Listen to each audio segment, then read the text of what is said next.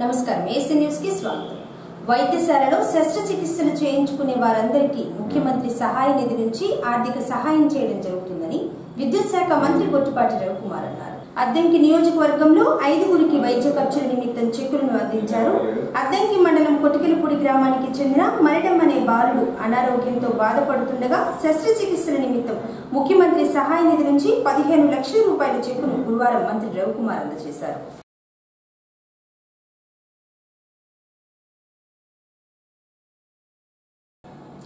Addanki municipal commissioner గా రవీందర్ గురువారం బాధ్యతలు స్వీకరించారు. ఈ స్థానంలో పనిచేస్తున్న సత్యనారాయణ వారి సొంత జిల్లాకు బదిలీ కాగా ఆయన స్థానంలో ఒంగోలు కార్పొరేషన్ లో అసిస్టెంట్ కమిషనర్ గా పనిచేస్తున్న రవీందర్ అద్దంకి కమిషనర్ గా బదిలీ అయి వచ్చారు. ఈయనకు కార్యాలయం సిబ్బంది పుష్పగుచ్చం అందజేసి స్వాగతం పలికారు. బాధ్యతలు చేపట్టిన అనంతరం మీడియాతో మాట్లాడుతూ అద్దంకి మున్సిపల్ కమిషనర్ గా బాధ్యతలు స్వీకరించడం సంతోషంగా ఉందని, తను ఒంగోలు కార్పొరేషన్ లో అసిస్టెంట్ కమిషనర్ గా పనిచేస్తూ బదిలీపై అద్దంకి మున్సిపాలిటీకి కమిషనర్ గా వచ్చారని, మంత్రి రవికుమార్ సహకారంతో స్థానిక ప్రజాప్రతినిధుల సహకారంతో అద్దంకి మున్సిపాలిటీని అన్ని విధాలుగా అభివృద్ధి చేస్తారని రవీందర్ చెప్పారు. ప్రజలకు కూడా అందుబాటులో ఉంటారని, ఎటువంటి సమస్యలున్నా నేరుగా తన దృష్టికి తీసుకుని రావాలని తెలిపారు. నా పేరు డి రవీంద్ర. నేను మున్సిపల్ కమిషనర్గా ఈరోజు ఛార్జ్ తీసుకోవడం జరిగింది. అది నాకు అప్ టు 2014 నుంచి మున్సిపల్ కమిషనర్గా వర్క్ చేస్తూ ఉన్నాను. ప్రజెంట్ మరి మన ఆనరబుల్ మినిస్టర్ గారి ఆధ్వర్యంలో వారి సహకారంతో ఇక్కడికి అద్దంకిలో మున్సిపల్ కమిషనర్గా అపాయింట్ చేయడం జరిగింది. ఏదైనా పట్టణ సమస్యలు ఉంటే వాటిని ప్రత్యేకమైన దృష్టి పెట్టి సాల్వ్ చేయడానికి నా వంతు ప్రయత్నం నేను చేస్తాను. ప్రజలందరూ కూడా అందుబాటులో ఉంటారని తెలియజేస్తాను.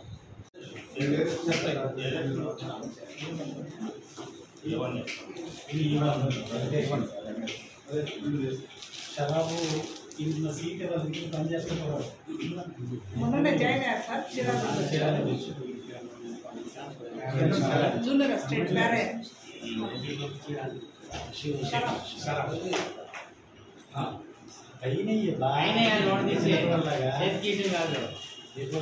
వచ్చిన మ్యారేజ్ అనుకుంటా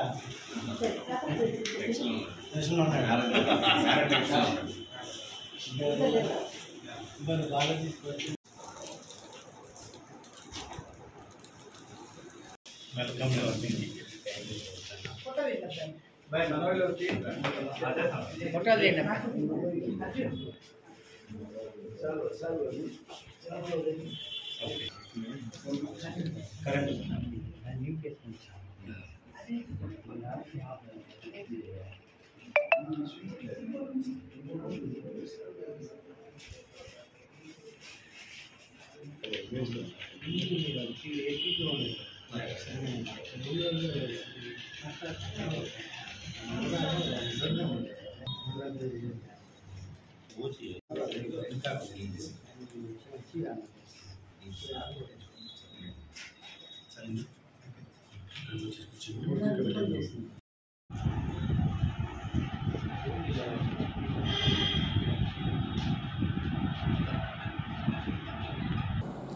వరిలో సూక్ష్మ పోషకాల లోపాలను గుర్తించి వాటి నివారణ చేయాలని అద్దంకి మండల వ్యవసాయ అధికారి వెంకటకృష్ణ అన్నారు. అద్దంకి మండలం శంకవరప్పాడు గ్రామంలో గురువారం గ్రామ సచివాలయం వద్ద పొలం పిలుస్తోంది కార్యక్రమాన్ని ఏర్పాటు చేయగా ఏడీఏ ధనరాజ్, ఏవో వెంకటకృష్ణ, హెచ్ఓ దీప్తి హాజరై మాట్లాడారు. ముందుగా వరి పంట పొలాలను పరిశీలించి రైతులకు పలు సూచనలు ఇచ్చారు. ఈ సందర్భంగా వారు మాట్లాడుతూ రైతులు వరి పంటలు సాగు చేస్తున్నారని, అందులో లోపాలు గుర్తించి వారికి తెలియజేస్తే తగు సూచనలు, సలహాలు ఇవ్వడం జరుగుతుందన్నారు. రైతులు సాగు చేసిన ప్రతి పంట ఈ క్రాప్ నమోదు చేయించుకోవాలని, లేని పక్షంలో ప్రభుత్వ పథకాలు అందవని చెప్పారు. కూరగాయలు సాగు చేసే రైతులకు ఎకరాకు 8,000 రూపాయల చొప్పున విత్తనాలకు రాయితీ అందిస్తున్నారని, పూల తోటలకు ఎకరాకు 6,200 రూపాయలు అందిస్తున్నారని, రైతులు ఈ అవకాశాన్ని వినియోగించుకోవాలని ఉద్యానవన శాఖ అధికారి దీప్తి పేర్కొన్నారు. కానీ తర్వాత ఒకవేళ పడిపోయి ప్రభుత్వం కొనుగోలు చేయాలంటే ఈ క్రాప్లో మీ పేరు నమోదు కాకపోతే మాత్రం కొనుగోలు చేయలేము. సో ఇవన్నీ మీకు 2-3 సంవత్సరాల నుంచి మీరు చూస్తున్నవే, మీకు అలవాటున్నవే. పొరపాటున ఎవరైనా మిస్ అయినా సరే ఈ 2 రోజుల్లో ఈ క్రాప్ నమోదు చేయించేసుకోండి. దీంతో పాటు మనకు ఉద్యాన శాఖలో చాలా రకాల కార్యక్రమాలు అమలవుతుంటాయండి. స్కీమ్స్ చూస్తుంటాం మనం. దాంట్లో కొత్త తోటలు వేసుకునే వాళ్ళకి సబ్సిడీ కింద మనకి ఒక వార్తా వేసుకునే వాళ్ళకి మాత్రం ఈ సంవత్సరం ఇచ్చాం. తర్వాత కూరగాయలు వేసుకునే పుచ్చ తోటకి సబ్సిడీ పుచ్చ తోట మీరు చెర్రీ తోట పుచ్చ వేస్తే మీరు మల్చింగ్ వేసుకోవాలి. వేయాలి. మల్చింగ్ వేసుకుంటే ఇస్తాం సార్. మల్చింగ్ వేస్తాం. మొన్న వేయాలని టైం పోయింది. నిన్ను కూడా కాకపోతే మనకి టార్గెట్ చాలా తక్కువ ఉంటాయి. ఆ లోపు అది కాకపోతేనే ఇవ్వగలం. ఈ లోపు ఎవరైనా ముందు అప్లై చేసుకుంటే వాళ్ళకి వెళ్తారు. సో కూరగాయలు వేసే వాళ్ళకి సబ్సిడీ ఎకరాకి 8,000 చొప్పున కూరగాయలు వేసే వాళ్ళకి సబ్సిడీ వస్తుంది. అలాగే పూల తోటలు వేసే వాళ్ళకి ఎకరాకి 6,200 చొప్పున వస్తుంది. ఇందులో ఎవరైనా ఇంట్రెస్టెడ్ ఉంటే బంతి చేసే వాళ్ళకి ఎకరానికి 6,200 రూపాయలు ఇస్తారు. అలానే బెండ, వంగ, టమాటా వాళ్ళకేమో 8,000 ఎకరానికి ఇస్తారు. ఈ మల్చింగ్ వేస్తే ఇస్తారు. చెప్తాం సో ఇలాగా కూరగాయలు తీగజాతి కూరగాయలు అయినా కూడా మీరు కర్రపందిర్ల మీద కానీ లేకపోతే ట్రెల్లీస్ అంటాం, మనం ఆ చివర ఈ చివర కర్ర కట్టేసి తీగలాగి దానికి కట్టిస్తాము. అలా కట్టినా కూడా ఇస్తాం, ట్రెల్లీస్ కట్టినా ఇస్తాం. సో ఎవరైనా ఇంట్రెస్టెడ్ ఉండి అప్లై చేయదలుచుకుంటే ప్రియాంక దగ్గరకన్నా వెళ్ళండి, లేదా అద్దంకి వచ్చి నన్నైనా కలవచ్చు. మీరు నాకు ఇచ్చేటప్పుడు మీరు కొనే హైబ్రిడ్ కూరగాయలకు మాత్రమే సబ్సిడీ ఉంటుంది. హైబ్రిడ్ విత్తనాల బిల్లు నాకు ఖచ్చితంగా ఇవ్వాల్సి ఉంటుంది. పూల తోటలు వేసే వాళ్ళకి కూడా అంతేనండి. మనకి బంతి, చామంతి, రోజా, మల్లె, లిల్లీ పువ్వు ఇలా ఈ 5 రకాలకి సబ్సిడీ ఉంది. ఇది కూడా మీరు నారు తెచ్చుకుంటే నారు బిల్లు, లేకపోతే విత్తనాలు తెచ్చుకుంటే విత్తనాల బిల్లు ఇవ్వాల్సి ఉంటుంది. ఈ చిన్న సన్నకారు రైతులకి నుంచి పెద్ద రైతుల వరకు అందరికీ సబ్సిడీ ఉంటుంది. కూరగాయలు అయితే అందరి రైతులకి ఎకరానికి 8,000 వస్తుంది.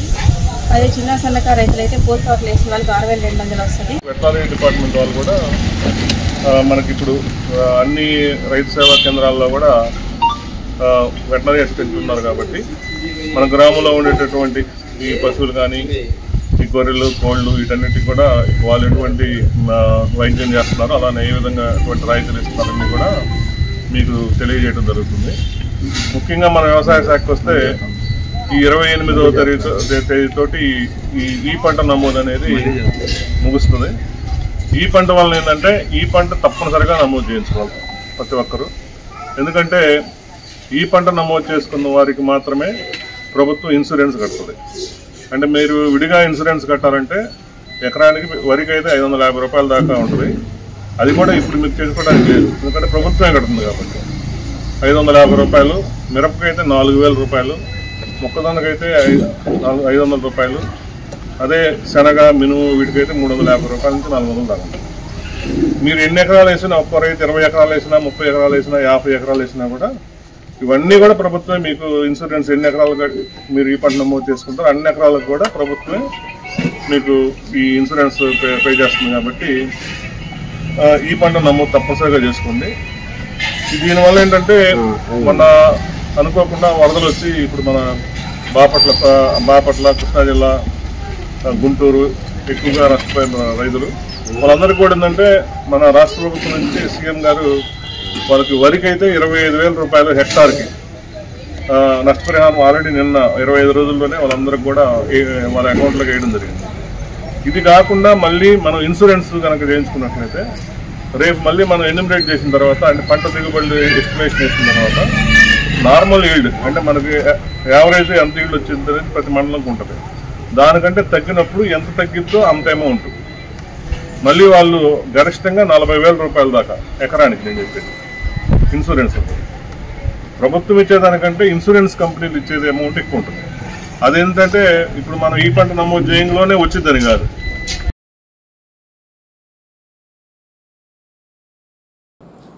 తను మట్టి ట్రాక్టర్ అక్రమంగా తరలిస్తున్నారని ఎవరైనా నిరూపిస్తే దేనికైనా సిద్ధమని, తనపై వచ్చిన ఆరోపణలలో వాస్తవం లేదని తెలుగుదేశం పార్టీ మండల నాయకులు ఓబుల్రెడ్డి తెలిపారు. ఈ సందర్భంగా ఆయన మాట్లాడుతూ పంగులూరు మండలం రేణికవరం గ్రామంలో అక్రమంగా మట్టి తవ్వుతున్నారని, తనపై వచ్చిన ఆరోపణలలో వాస్తవం లేదని, అక్రమ మట్టి తవ్వకాలలో 7 ట్రాక్టర్లు, 1 జేసీబీ సీజ్ చేసిన విషయం అందరికీ తెలుసని, గతంలో ఓబుల్రెడ్డి అనే తను 300 ట్రాక్టర్లు మట్టి అక్రమంగా అమ్ముకున్నప్పుడు వాహనాలు ఎందుకు సీజ్ చేయలేదని ఆరోపించారు. గ్రామంలో అభివృద్ధి పనులు చేసే సమయంలో మట్టి తవ్వకాలు జరిగాయని, ప్రస్తుతం ట్రాక్టర్ మట్టి అమ్మినట్లు నిరూపిస్తే దేనికైనా సిద్ధమని, పార్టీలో తన ఎదుగుదల చూసి ఓర్వలేక ఆరోపణలు చేస్తున్నారని ఓబుల్రెడ్డి మండిపడ్డారు. పార్టీ కోసం తన ఆస్తిని అమ్ముకున్న చరిత్ర ఓబుల్రెడ్డిదని గుర్తు చేశారు. నా పేరు బోరెడ్డి ఓబుల్రెడ్డి. మాది రేణింగవరం. మీరు నిన్న పేపర్లో కొన్ని పత్రికల్లో చూసుంటారు. నేను రేణింగవరంలో తెలుగుదేశం పార్టీ లీడర్గా ఉన్నాను. గతంలో మా గ్రామంలో 2014 నుంచి 19 దాకా తెలుగుదేశం పార్టీలో కానివ్వండి, అంతకుముందు 2004 నుంచి 2014 దాకా ప్రతిపక్షంలో కానీ తెలుగుదేశం పార్టీకి పనిచేశాను. అయితే నిన్న కొన్ని పత్రికల్లో నేను ఏదో మట్టి అమ్ముకున్నానని, 300 ట్రిప్పులు అమ్మానని, 200 ట్రిప్పులు 250 ట్రిప్పులు అని అమ్మానని 2 పత్రికలు రాసినాయి. నేను ఇంతవరకు ఎక్కడైనా సరే, ఏ ఊర్లో అయినా సరే, ఫలానా ఊరికి ఒక్క ట్రక్కు మట్టి అయినా సరే అమ్మేనని ఎవరైనా సరే ఈ రాసిన 2 పత్రికలు ఏవైతే ఉన్నాయో వాళ్ళు కనుక నిరూపిస్తే నేను ఏ శిక్షకైనా సిద్ధమే. ఎవరైతే మట్టి అమ్ముకొని చుట్టుపక్కల అద్దంకి, లేకపోతే వెంకటాపురం, కురిపాడు, రేణింగవరంలో షాపులకు కానివ్వండి, షాపులు కట్టుకునే వాళ్ళకి కానివ్వండి, అలానే కొండమూరు కానివ్వండి, ప్రతి ఊర్లో మట్టి అమ్ముకునే వాళ్ళందరూ మాఫియాగా ఏర్పడి ఈ వైఎస్ఆర్సీపీ ఎవరైతే ఉన్నారో వాళ్ళు మట్టి మాఫియా రాష్ట్రంలో ఎలాగైతే గూండాయిజంతో, రౌడీజంతో ఎలా అయితే చేస్తున్నారో అలా చేసి మొన్నటిదాకా మట్టి అమ్ముకొని ఇప్పుడు మట్టి అమ్ముకోనిట్లేదనే ఉద్దేశంతో ఎవరినో ఒక అట్టిటి కానీ తెలుగుదేశం కార్యకర్తను పట్టుకొని వాడికి మందు దాగమని చెప్పి ఒకడేమో మందు తీసుకొచ్చి ఇచ్చి, పేర్లు కూడా మా దగ్గర ఉన్నాయి, పేర్లు కూడా చెబుతాం, సీసీటీవీ కెమెరాలు కూడా వాళ్ళవి ఉన్నాయి. వాళ్ళందరూ అతను కావాలని ప్రేరేపించి ఒక టీడీపీ కార్యకర్తని అడ్డం పెట్టి ఇవన్నీ రాస్తున్నారు. వాళ్ళు రాసిన నిరాధారమైన ఆరోపణల్ని చేసుకొని నా మీద ఇలా ఆరోపణలు చేయటం నాకెంతో బాధ కలిగించింది. కానీ ఇలాంటి నిరాధారమైన ఆరోపణల్ని నా మీద చూపించేటప్పుడు రేణింగవరంలో నేను ఏం చేశాను, నా వల్ల ఏం జరిగింది, తెలుగుదేశం పార్టీ పుట్టినప్పటి నుంచి అదే పార్టీలో ఉన్నాను, ఇప్పటికీ అట్నే ఉన్నాను. ఇక ఇబ్బంది వచ్చింది, సముద్రంలో దిగాం, ఒక అల వస్తుంది, ఎదురుపోతే ఏమైతే కొట్టుకొని పోయి సముద్రంలో పడి చచ్చిపోతాం. ఆ అల వచ్చింది కాబట్టి జస్ట్ తలగా ఎంచాం, అలపోయిన తర్వాత లేచి నిలబడ్డాం అంతే. అంతకుమించి మేమేం తప్పు చేయలేదు. పార్టీ పరంగా ఏది చేసినా ఏం చేసినా పార్టీ కోసం 10 సంవత్సరాలు జైలు చేశాను. బయటకు వచ్చిన తర్వాత రియల్ ఎస్టేట్ చేసి డబ్బులు సంపాదించాను. ఈ రోజుకు ఒక అవినీతిగా ఒక పైసా సంపాదించలేదు. ఈ రేణింగవరంలో చేసిన సిమెంట్ రోడ్లు కానివ్వండి, గుడి కానివ్వండి, బడి కానివ్వండి, శ్మశానం కానివ్వండి, లేకపోతే మా గ్రామంలో పేదవారు ఏవైతే ఉన్నారో గ్యాస్ కనెక్షన్ లేకుండా ఉంటే 78 మందికి ఫ్రీగా నా సొంత డబ్బులతోటి. అద్దంకి పట్టణంలోని ఎస్సీ ఎస్టీ బీసీ మైనారిటీ ఐక్యవేదిక సాహితీవేత్తల ఆధ్వర్యంలో గురువారం చాకలి ఐలమ్మగా పేరుగాంచిన చిట్యాల ఐలమ్మ 129వ జయంతి కార్యక్రమాన్ని ఏర్పాటు చేయగా ప్రముఖులందరూ హాజరై ఐలమ్మ చిత్రపటానికి పూలమాలలు వేసి నివాళులర్పించారు. ఈ సందర్భంగా మాజీ సర్పంచ్ చెన్నుపల్లి వెంకటేశ్వర్లు మాట్లాడుతూ చాకలి ఐలమ్మ మంచి పోరాటం కలిగిన మహిళ అని, ఐలమ్మ భూ పోరాటం చేసి పటేల్ పట్వాల్ రజకార్ వ్యవస్థలకు వ్యతిరేకంగా పోరాడి కమ్యూనిస్టు పార్టీలో ప్రముఖ పాత్ర వహించి ఆమె జీవిత కాలంలో తన పోరాటాల ద్వారా 10,000 ఎకరాల భూమిని భూస్వాముల నుండి పేదలకు పంచేలా చేసిందన్నారు. ఆమె నేటి తరానికి స్ఫూర్తిదాయకమని, ఆమె బాటలో అందరూ నడిచి పోరాటాలు చేసి పేదలకు అండగా నిలబడాలని పిలుపునిచ్చారు. అద్దంకిలో ప్రతి సంవత్సరం ఐలమ్మ జయంతి, వర్ధంతి వేడుకలు నిర్వహించుకుంటారని వెంకటేశ్వర్లు తెలియజేశారు. మన చిట్టమ్మ గారి 129వ జయంతి, 129వ జయంతి సందర్భంగా అద్దంకి మరి దాసభారత సాహిత్య కళా సమితి, అలాగే ఎస్సీ ఎస్టీ బీసీ మైనార్టీ ఐక్యవేదిక అధ్యక్షులు రమేష్ గారి ఆధ్వర్యంలో ఈరోజు కార్యక్రమం జరగడం జరిగింది. మరి ఆమె గతంలో ఎన్నో పోరాటాలు చూసి ఎంతోమంది పోరాటాలు, కానీ ఇటువంటి నేపథ్యం లేనటువంటి పోరాటం నేపథ్యం లేనటువంటి ఒక రజక కులస్తున్నటువంటి ఐలమ్మ గారు ఆమె బ్రిటిష్ వారికి ఎదురొడ్డి ఆ యొక్క గ్రామంలో చుచ్చుకొని వస్తే వాళ్ళ దళాలని ఆమె రాత్రి ఇంట్లో దొరబెడితే ఆమె ప్రాణాలకు తెగించి కూడా వాళ్ళని ఎదురొడ్డి పోరాడినటువంటి ధీర వనిత ఐలమ్మ గారు.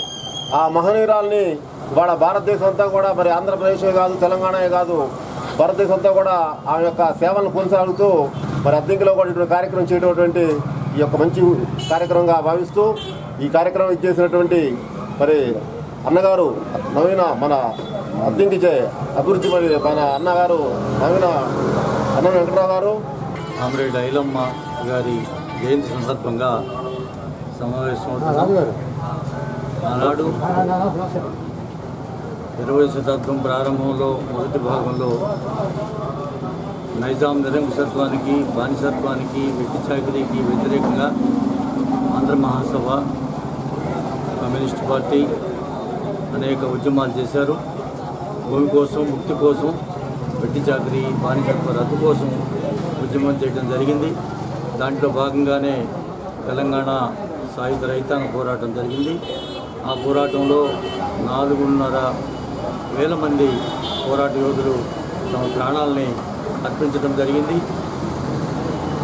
రైతాంగ పోరాటం ప్రారంభమైనటువంటి రోజుల్లో గుత్తి కొమరయ్య కానీ, చాకలి ఐలమ్మ కానీ, కమ్యూనిస్ట్ పార్టీ, ఆంధ్ర మహాసభల నాయకత్వంలో ఈ పోరాటంలో పాల్గొని భూస్వాముల దౌర్జన్యాలకు వ్యతిరేకంగా నిలబడి జైభీం అంటే జ్ఞానం వర్ధిల్లాలి అనేది అర్థం మాకు.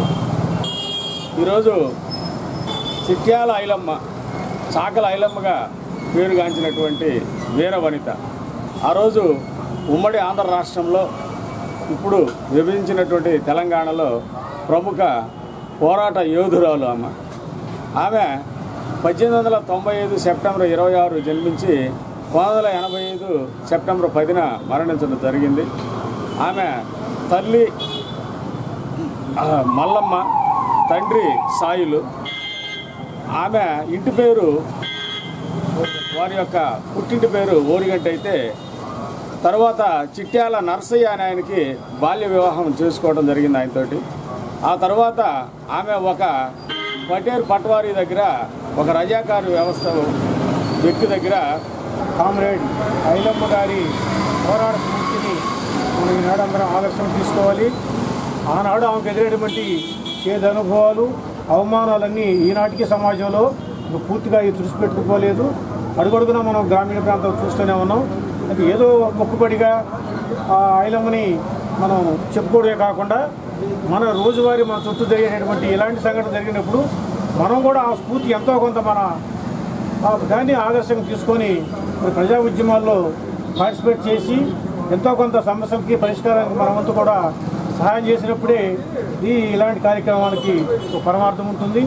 అయితే ఈనాడు ఒక విచిత్రమైన పరిస్థితి ఏంటంటే, ఒక పోరాటాల ద్వారా పైకి వచ్చేటువంటి నాయకుల్ని చాలా కుల సంఘాలు ఈనాడు మావాడు అని చెప్పి దాదాపు అన్ని ప్రాంతాల్లో కూడా ఇది ఒక జాడ్యం మనకి ఎక్కువగా. కానీ అది వాళ్ళు అందరి సొత్తు అనే ఒక భావాన్ని విశాలంగా మనం తీసుకురావాల్సిన అవసరం ఉంది. కోరిసపాడు మండలం మేదరమెట్టలో హెల్ప్ స్వచ్ఛంద సంస్థ ప్రాజెక్ట్ డైరెక్టర్ బివి సాగర్ ఆధ్వర్యంలో హెచ్ఐవి ఎయిడ్స్ వ్యాధిపై అవగాహన కార్యక్రమాన్ని ఏర్పాటు చేయగా గ్రామ సర్పంచ్ ఎలిసమ్మ ముఖ్య అతిథిగా హాజరయ్యారు. ఈ సందర్భంగా బివి సాగర్ మాట్లాడుతూ హెచ్ఐవి ఎయిడ్స్ నిర్మూలన కోసం ప్రతి ఒక్కరూ కృషి చేయాలని, ఎయిడ్స్ వ్యాధి నిర్మూలనకు హెల్ప్ స్వచ్ఛంద సంస్థ 8 వారాల పాటు అవగాహన కార్యక్రమాలు నిర్వహిస్తున్నారని, హెచ్ఐవి ఎయిడ్స్ బారిన లక్షలాది మంది పడి ఎన్నో ఇబ్బందులు పడుతున్నారని సాగర్ చెప్పారు. మాదక ద్రవ్యాలపై కూడా ప్రజలు అవగాహన కలిగి ఉండాలని తెలిపారు. బాపట్ల జిల్లా హెచ్ఐవి ఎయిడ్స్ నియంత్రణ సంస్థ, ఆంధ్రప్రదేశ్ హెచ్ఐవి ఎయిడ్స్ నియంత్రణ సంస్థ సమన్వయంతో గత కొన్ని వారాలుగా సుమారుగా ఇది 7వ వారం మీకు తెలుసు అనే కార్యక్రమం నిర్వహిస్తున్నారు. దీని ముఖ్య ఉద్దేశం 2030 కల్లా భారతదేశంలో హెచ్ఐవి ఎయిడ్స్ వ్యాధి అనేది ఏ వ్యక్తికి సోకకూడదు. ఎవరైనా హెచ్ఐవి ఎయిడ్స్ బాధితులుంటే వాళ్ళకి ప్రభుత్వ సేవలు ఎక్కడ అందుతున్నాయి, ఎటువంటి సేవలు అందుతున్నాయి, వారు ఏ విధంగా సేవలు అందిస్తే వారి యొక్క జీవితం ముందుకు సాగుతుందనే దాని మీద జాతీయ ఎయిడ్స్ నియంత్రణ సంస్థ వారి ఆదేశాల ప్రకారం మీకు తెలుసు అనేది చెప్తున్నాం. ఇది ప్రస్తుతం అన్ని కాలేజీల్లో, అన్ని చోట్ల, అన్ని ప్రజలకు, గ్రామ స్థాయిలో, గ్రామ సభల్లో ఎక్కడైతే ఎక్కువగా ప్రజల సమూహం ఉంటుందో వారి వద్దకెళ్ళి సిబ్బంది దీని గురించి ఐఈసి మెటీరియల్ ద్వారా, ఐఈసి అంటే ఇన్ఫర్మేషన్ ఎడ్యుకేట్ కమ్యూనికేషన్ అనే దాని మీద కార్యక్రమం జరుగుతుంది. ఆల్రెడీ మేదరమెట్టలో మన పంచాయతీ సెక్రటరీ గారి ఆధ్వర్యంలో 2-3 కార్యక్రమాలు చేశాము. అంతిమంగా ఏంటంటే ఇప్పుడు హెచ్ఐవి ఎయిడ్స్ వ్యాధి అనేది చాలా బాధాకరమైన విషయం. యువతకు ఎక్కువ వస్తుందనే దాని మీద చాలా బాధపడాల్సి వస్తుంది. కాలేజ్ స్టూడెంట్స్కి కొన్ని చోట్ల మనం వెళ్ళినప్పుడు యువత ఎక్కువ దీని మీద టెస్టులకు వచ్చినప్పుడు వాళ్ళకి వస్తుంది. తర్వాత చాలామంది హెచ్ఐవి ఎయిడ్స్ బాధితుల పట్ల కొంచెం ఒక రకమైన భావంతో ఉండటం వల్ల, వాళ్ళు వివక్షత చూపించడం వల్ల వారు ఆ బాధను భరించలేక కొంతమంది ఆత్మహత్యలు చేసుకోవటం, సరైన మందులు వాడుకోకపోవటం, తర్వాత నా గురించి బయటకు తెలిస్తే ఏమైనా అయిద్దనే ఉద్దేశంతో వారి యొక్క జబ్బుని చెప్పుకోకపోవటం, దానివల్ల సకాలంలో మందులు వాడుకోలేకపోవటం వల్ల త్వరగా మరణిస్తున్నారు. కానీ హెచ్ఐవి ఎయిడ్స్ ఏంటనే వాళ్ళు ముందుగా టెస్టులు చేయించుకుని ప్రతి వారం లేదా 2 నెలలకు ఒకసారి 3 నెలలకు ఒకసారి టెస్టులు చేయించుకుని మన ఆశా వర్కర్లకు అందరూ తెలుసు దీని మీద. ఆల్రెడీ వీళ్ళకి కూడా సమావేశం ఏర్పాటు చేస్తున్నాం. చేయించుకుని రెగ్యులర్గా మంచి మందులు ఉండేవి ప్రభుత్వంలో ఏఆర్టీ సెంటర్లో. రెగ్యులర్గా మందులు వాడుకుంటే పౌష్టికాహారం తింటే చాలా సంవత్సరాలు ప్రశాంతంగా బ్రతుకుతారు. దీనికి ఈ వారం 7వ వారం, ఈ వారం అంతా కూడా మా క్యాంపెయిన్ ఏంటంటే మాదక ద్రవ్యాల నిర్మూలన, మద్యపాన నిర్మూలన. ఇది చాలా భయంకరంగా ఉంది.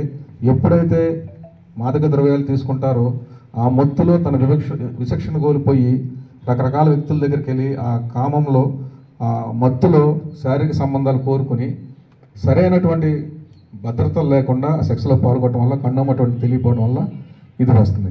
ఎప్పుడైతే ఈ మాదక ద్రవ్యాలని మద్యాన్ని నిర్మించగలిగితే ఇటువంటి ఆవేశపూర్వక నిర్ణయాలు తీసుకోకుండా ఉంటారు. తీసుకోకపోవటం వల్ల ఆ నిర్ణయాలు తీసుకోకపోవడం వల్ల వాళ్ళు సెక్స్ పాల్గొనటానికి ప్రాంతాలకు వెళ్ళకుండా ఉంటారు.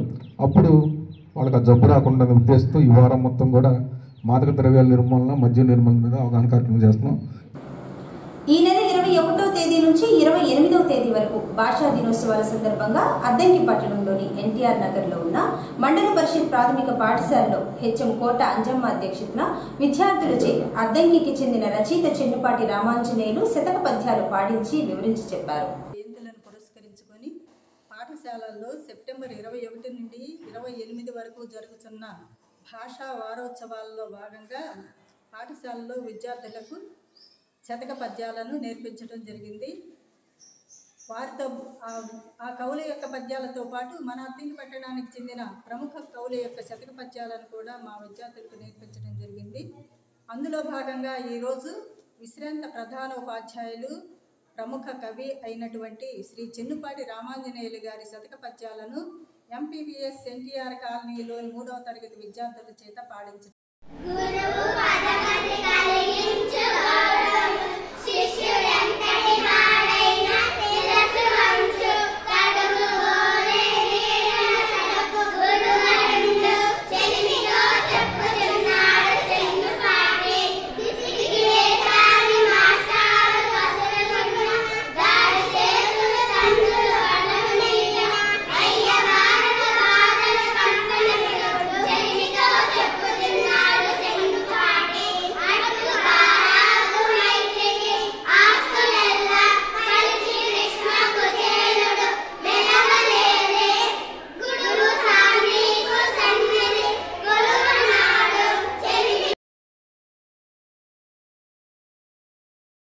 ఏఎస్ఎన్ న్యూస్ ఇంతటితో సమాప్తం. నమస్కారం.